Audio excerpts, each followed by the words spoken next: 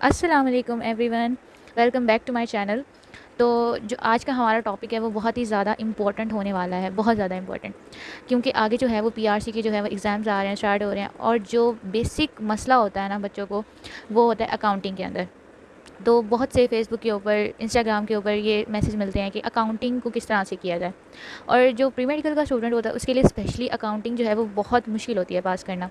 अ, तो उसको किस तरह से टैकल किया जाए, किस तरह से कौन कौन सी असाइनमेंट्स करनी चाहिए, तो मैं आपको सारा कुछ बताऊंगी।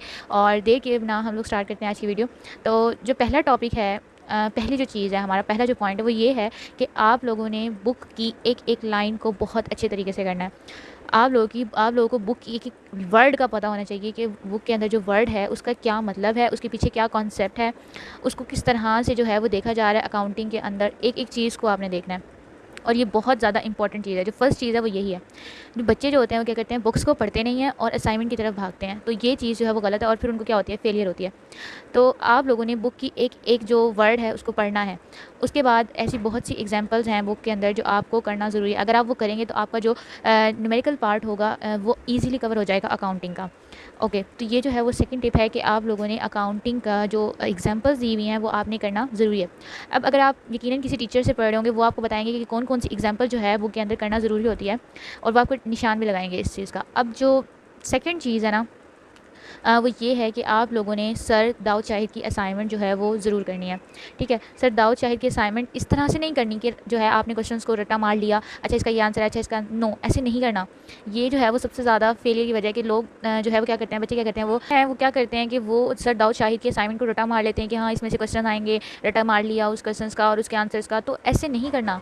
ज़रूरी नहीं है सर दाऊद शाहिद की असाइनमेंट के अंदर से सेम सेम क्वेश्चन जो है वो आए, कुछ आ भी जाते हैं, पर ज़रूरी नहीं है कि हर बार सेम आए।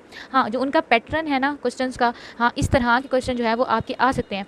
तो वो चीज़ जो है वो आपने सर दाऊद के असाइनमेंट में करनी है। अब दूसरे नंबर पर क्या होता है कि सर दाऊद के असाइनमेंट जो है वो कर लेते हैं, न्यूमेरिक पार्ट के ऊपर हम लोग ध्यान दे देते हैं, और जो हमारे पास थ्योरी का पार्ट होता है उसको हम छोड़ देते हैं। और जबकि अकाउंटिंग के पेपर के अंदर जो है वो ज़्यादा से ज़्यादा आपको 15 न्यूमेरिकल आ सकते हैं, बस उससे ज़्यादा आपको न्यूमेरिकल नहीं आएंगे। तो उस जो थ्योरी वाला पार्ट है उसको हमने बुक से भी पढ़ लिया एक बार, उसको अच्छी तरह से कॉन्सेप्ट भी कर लिया हमने। अब जो है वो हमने लास्ट पे क्या करना है, सर परमल शाहिद की जो असाइनमेंट है वो हमने करनी है बहुत ही अच्छे तरीके से। किस तरह से, कॉन्सेप्ट बेस, जो आपने बुक्स के अंदर कॉन्सेप्ट पढ़े हुए हैं उस एक एक कॉन्सेप्ट को आपने अप्लाई करना है असाइनमेंट्स के ऊपर। अच्छा इसका ये लॉजिक है, डिप्रिसिएशन है, डिप्रिसिएशन, अच्छा अच्छा इसका इस तरह से है डिप्रिसिएशन का। ठीक है, तो ये चीज़ आपको बहुत ज़्यादा हेल्प आउट करती है। फिर आपने सर परमल की असाइनमेंट कर ली, सर दाऊद शाहिद की असाइनमेंट कर ली। जो सेकंड जो थर्ड थिंग है ना वो हमारे पास ये है कि आपने टेस्ट भी ज़रूर देने हैं। अकाउंटिंग के जो टेस्ट हैं वो लोग छोड़ देते हैं बच्चे, आई डोंट नो क्यों छोड़ देते हैं, वैसे ही टेस्ट बहुत ज़्यादा बच्चे छोड़ देते हैं, वो अकाउंटिंग के हों या और किसी सब्जेक्ट के हों, वो जो है वो छोड़ देते हैं। तो आप लोगों ने क्या करना है, टेस्ट को बिल्कुल भी स्किप नहीं करना। टेस्ट को करना लाजमी है, क्योंकि ऐसे बहुत सारी चीज़ें होती हैं जो टीचर्स हैं वो टेस्ट के अंदर बच्चों को समझाने के लिए टेस्ट के अंदर इंक्लूड करते हैं। ऐसी बहुत सी चीज़ें होती हैं, तो आप लोगों ने टेस्ट को स्किप नहीं करना। और अगर आपके टेस्ट के अंदर 60 to 70%, 80% मार्क्स आ रहे हैं, तो इसका मतलब आप जो है वो ईजिली पास कर लेंगे पेपर। ठीक है, क्योंकि ये टेस्ट थोड़े मुश्किल होते हैं बानिस्बत आई कैप के। आई कैप भी मुश्किल बनाता है पेपर, लेकिन जो अकाउंटिंग का पेपर अगर किसी ने पढ़ा हुआ है तो वो बहुत ईजिली उसको क्लियर कर जाता है। वैसे तो जो बच्चा पढ़ता है उसका ईजिली क्लियर हो जाता है। तो करना। अब ऐसी बात भी नहीं है कि आपने सारा टाइम जो है वो एमसीक्यूज पे लगा देना है।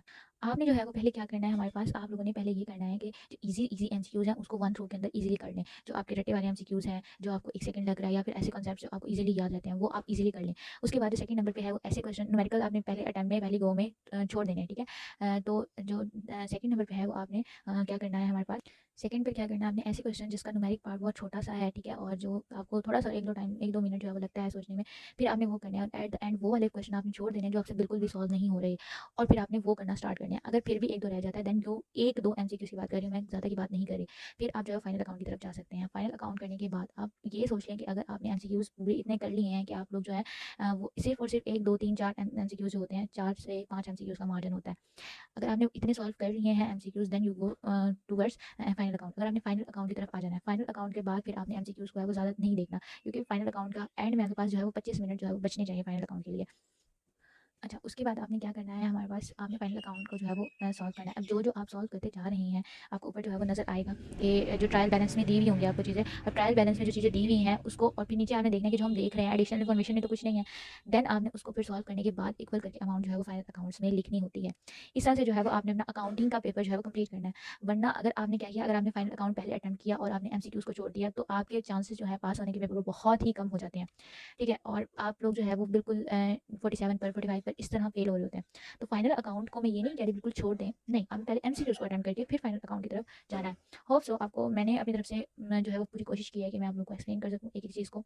होप सो आप लोगों को ये वीडियो अच्छी लगी होगी। अगर अच्छी लगी है तो पीआरसी के स्टूडेंट्स के साथ इसको शेयर करें ताकि उनका भी फ़ायदा हो जाए। ऐसे बहुत से स्टूडेंट हैं जिनको गाइडेंस नहीं मिलती। तो नेक्स्ट वीडियो के लिए जब तक के लिए अल्लाह हाफिज़।